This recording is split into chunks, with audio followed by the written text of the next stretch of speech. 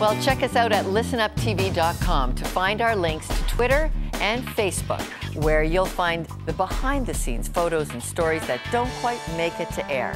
Travel with our travels at listenuptv.com.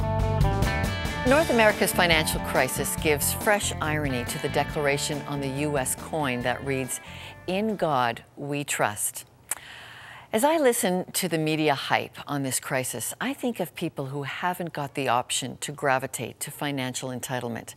They've no access to any credit. It's one of the biggest differences between economies of the haves and the have-nots. Entire countries where education, housing, a car, it's all out of reach. No credit available to provide for those bigger goals. And in that economy of poverty, you meet people who know God's ability to provide for them. It's not limited by the economic chaos around them. They know their connection to peace is not from things or interest rates or savings plans. They know a lack of resources does not stop God's hand in providing for their needs and their peace. Of course, you see the other extreme of fear, but I gravitate to those who've realized this spiritual truth.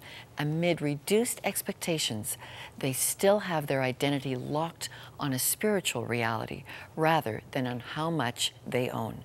I find lessons for security in that. For all of us at Listen Up TV, I'm Lorna Dueck.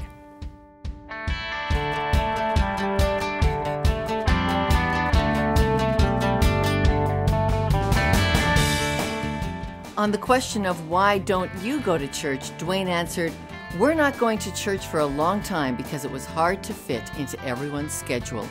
They schedule sports games, practices, and events Sunday morning, and it is hard to drag teens out of bed Sunday morning."